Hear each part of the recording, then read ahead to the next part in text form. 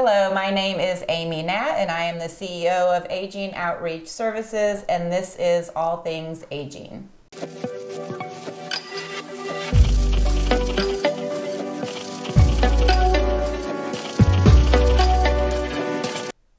Today we are going to continue our discussion on downsizing, and I am very happy to say I have with me Kendra McIntosh, who also happens to be my mother. So keeping it in the family today. So we're going to talk a little bit about their recent downsizing experience and get sort of a firsthand account of what that was like, and hopefully some tips for other people to make it easier. So we'll start at the beginning. Okay. What prompted you all to consider downsizing and making a move? Okay. Age would be one thing. Okay. My husband is 80 and I'm a little less than that. And we had lived in the middle of 40 acres, built our own house. My husband had a huge woodworking shop where he did most of the furniture in our house was built in. And we'd been there for 21 years. And because of age, and then my husband's cognitive abilities were declining, he couldn't do what he used to do. And so more of it fell on me. Mm-hmm. And I plain got tired. I saw that firsthand. I was just tired. I wanted something else. Yeah. And so do you think your decision was just based on you wanted to downsize something simpler, or you wanted to relocate to a different location, or maybe a little bit of both? Well, the downsizing we felt would require a different location because of our country. Because you all were up in Western Carolina, kind of above the Lake Shore area. That's pretty rural, I would say. That's right. Okay. So what would you say were kind of, when you made the decision you're going to relocate, which I know wasn't easy in itself, but what helped you kind of determine what you were looking for next? Well, we knew that it would be good to be close to family. Mm-hmm. And I have 2 daughters. And your sister lives in Oklahoma City, which is a big city. And I didn't want to live in a big city. Yeah. And you live here in Whispering Pines, Southern Pines. And this was a smaller city. Definitely. So it would enable us to be somewhere where we didn't have to drive 30 minutes to an hour to get to medical care, right, shopping, all kinds of things. Definitely more convenient in this area. And what type of house or home did you see yourself moving to? You had maybe, I don't know, 1,400 square. I mean, you didn't we had a little over 2,000 square feet. And originally I thought we would need 3 bedrooms to kind of replace some of what we were losing. But that was what we were looking for in the first place. And how'd that work? We didn't. It didn't work too good. Okay. What did you end up with? It didn't work too good. Well, we kind of knew. I had been here. Of course, we'd been here on and off for over 26 years because you lived here that long. And there was even a period of time that I worked here. So I knew the area pretty well. And so you drive around and you find places you think, oh, this would be nice to live in. But God never gave us any of those places. So that didn't work. So what makes your current home more age-friendly than where you were? Well, definitely because it's all one level. Okay. The one we moved from was three levels because the garage and basement was down on the first level. You had steps you had to navigate. There were steps. And so this is all on one level. And it's 2 bedrooms, but we found ways to make that work, the other areas to work to replace the areas we lost. And so far that seems to work pretty good. And it's a townhouse, so you have a much smaller yard. Yes, which easier is nice. Maintenance. Yep. So do they help with any of the maintenance? Not within. They do the general stuff like roads and stuff like that. Right. But the thing about where we live is that all of the yards are pine straw. So you don't have to worry about, we never mowed grass anyway, but you don't have to worry about hiring taking somebody care of it. And then there's pine trees all over the place, so there's pine needles. Right, everywhere. Yeah. She wanted pine straw, and I said, just wait, because about a year from now, you're going to be like, pine straw. And because it's a 55-plus community, I mean, to walk, you just go out your door, and you can safely walk. Has that made it easier to meet people? Yes, definitely. A lot of people are outside and walking, and everybody's really very friendly. Which is So nice. that's good. Yeah. So obviously finding a new place to live and making the decision to downsize are important, but what other steps in that process? Once you made the choice to move, you knew where you were going to go. Right. What was the process, or what things had to happen? Well, you find a realtor Okay. that'll sell your house. And the first thing we asked was, what do we need to do to make this marketable? Because you had been in that home for many... 21 years. Yeah, it's a lot of And stuff. Stuff needed to be done. But you don't want to necessarily do everything. So you ask, what do you think is the best thing to do? And so they told us that. And so we started working on it months before. In the fall, we knew we wanted to list in the winter. And then we started decluttering because you have more stuff than you need, stuff you never use, but you have stuffed it places. Everywhere, yeah. So you start getting rid of those things. And then we took out, it's called a HELOC. It's a home equity loan, Okay. which would enable us to come here and start looking for what So we you'd want to have buy. the money to make the purchase. That's right. That's important. That's right. And then you know where you're going. You don't have to move here and then worry about where am I going to live and I got to store my furniture. So that'd be even we didn't more want to do stressful. that. So you got your realtor, you started decluttering, you put your house on the market, Right. and what hiccups were there along the way? Well, it was a longer process than we thought it would be because we had a good realtor, and we had a good realtor here to start looking. Right. But again, at first we weren't really finding what we wanted. What you wanted. And some of the first people that came and looked at our house discovered that we had never gotten what's called a certificate of occupancy, which means you have to have that before you can sell a house you built yourself. That was a big hiccup. And that's a big hiccup. And then, so we started working on what we had to do to get that, and we got a buyer. Well, then we were concerned that now we were going to be moving in the beginning of summer, and we didn't know where we were going to be moving to. But in the end, the buyer did not want my husband's big woodworking shop, so we started getting rid of it. And we were about halfway through that process, and the buyer backed out. So now you have half a wood shop, No buyer, no place to move. you still don't know where you're going, but but it's frustrating. So the whole process was frustrating. So I was going to ask the biggest challenge, but that sounds like maybe that was the most challenging point. Did you start to think maybe you'd made the wrong decision, or you? Well, you want to sell it, but now you've had a bump in the road. Right. And then we did have a second buyer that came along. We took it off the market for a short time while we finished getting our CO. Put it back on the market. Then we get another buyer. And it was a good thing we had started cleaning out the wood shop because they didn't want a wood shop either. But then there was a problem that came up with the wood shop, and we could have lost that buyer. But in the meantime, we bought this townhouse.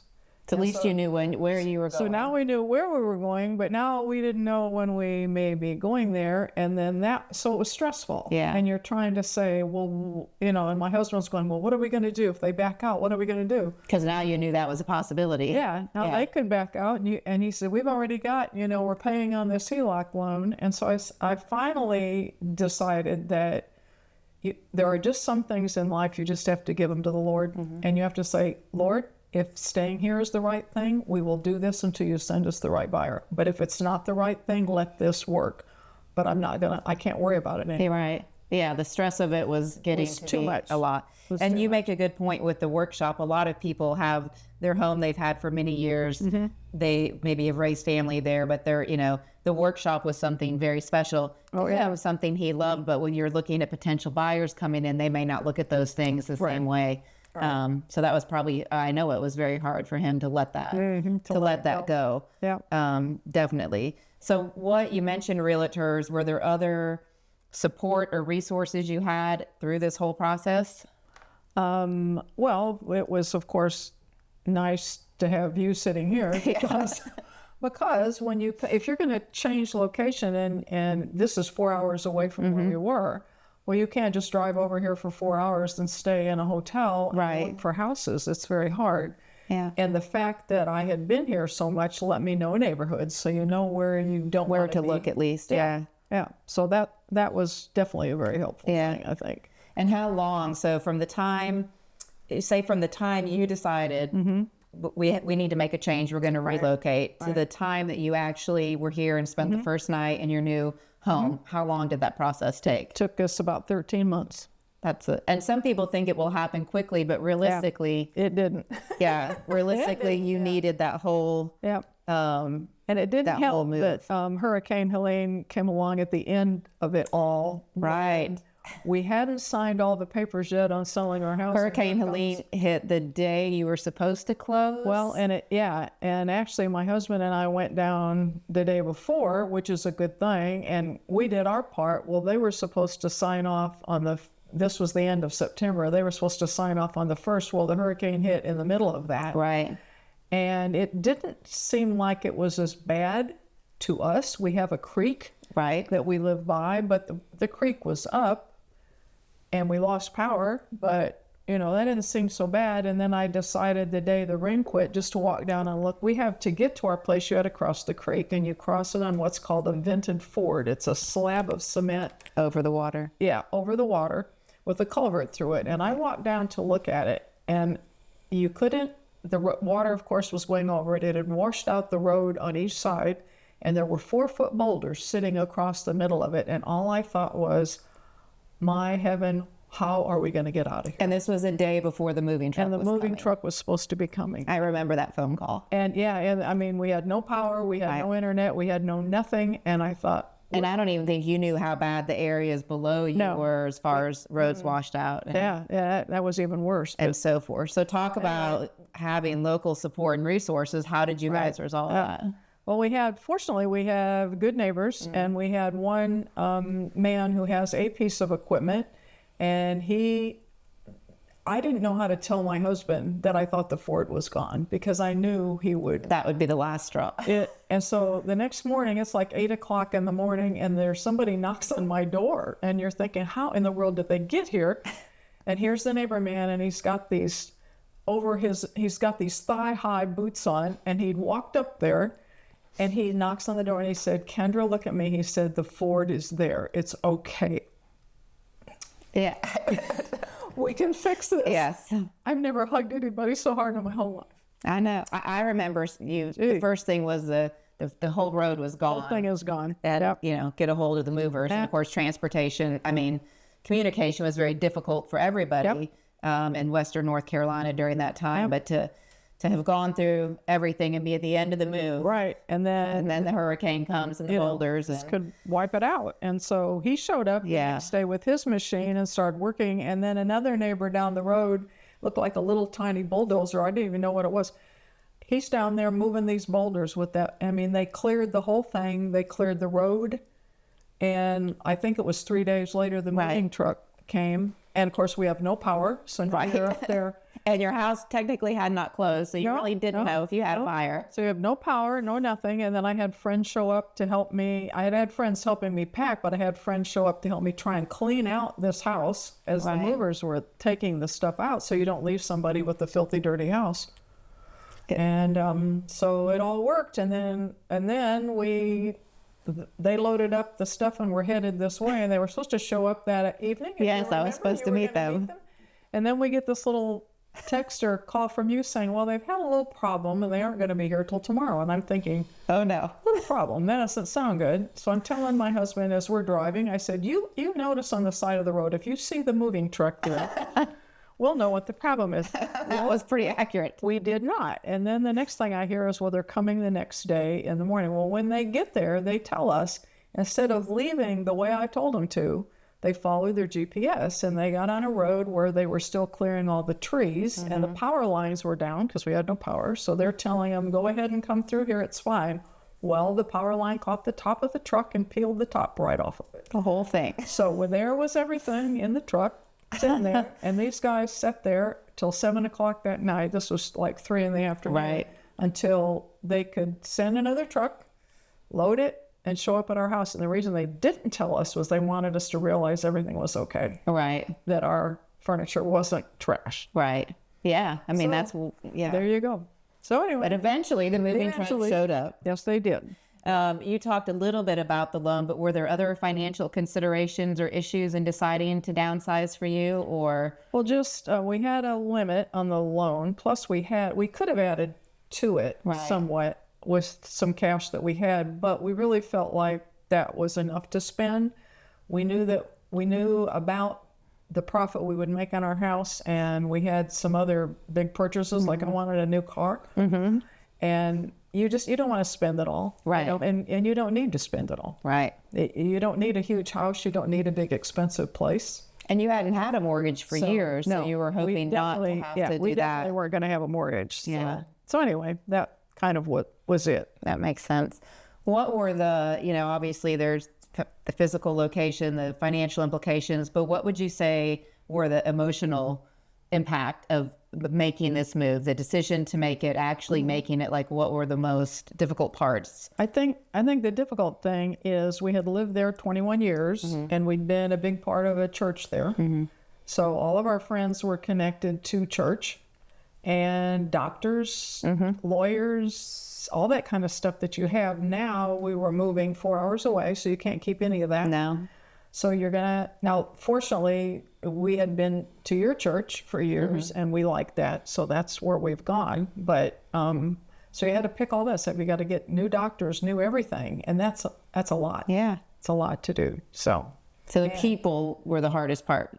Leaving your friends. Leaving your friends. Yep. So it's hard. You get emotionally attached to things as well, even though you try not to. But I know, because I was there and my kids were there. Like things that you get attached to, certainly about the place. And it was a beautiful setting, and a lot of work went into building that. I miss every morning I would sit upstairs in my chair, and this is where I did my Bible reading and I would look out at the mountains. And many times of the year, the sun came up on the one mountain and it would be gold. It didn't have to be full. It was beautiful. Well, you can't have that here. Traded mountains for pine trees. Yeah. What do you think has helped you feel now that you're here? And obviously that was a lot to go through to get here. Right. What do you think has helped you feel settled? Well, I think to have now, as I said, we had a lot of furniture that was built in, so we couldn't bring it.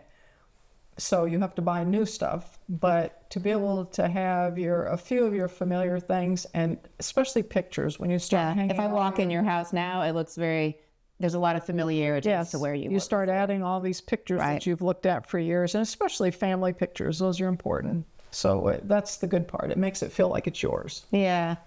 And that's, I think it's a hard decision for people to make to make a move, to downsize, to relocate. But what would be the silver lining, I guess, that made it worth it? Or hopefully you feel like it was the right decision. I think, the silver lining is the convenience of living here. Okay. Getting wherever you need to get quickly. But the big silver lining is that I have a daughter and 3 grandsons here. And you've always been a part of our life than your sister, simply because you were closer. Location. But so we watched all these children be born and grow up, and now they're young adults. And I'm just hopeful that we can be helpful to you. There you are. As you've been to us, and we can just be a part of these children's lives as they continue to grow and get older. It's harder when they were younger. It was easier to take them to the mountains for a weekend, but as they got into sports and high school and girlfriends and jobs, it becomes much harder to make that trip. That's true. Definitely. So what advice would you give to somebody who's either considering a move or in the process of that? Are there things you learned along the way? Or I think, first of all, definitely most of us through our lives are very blessed with stuff.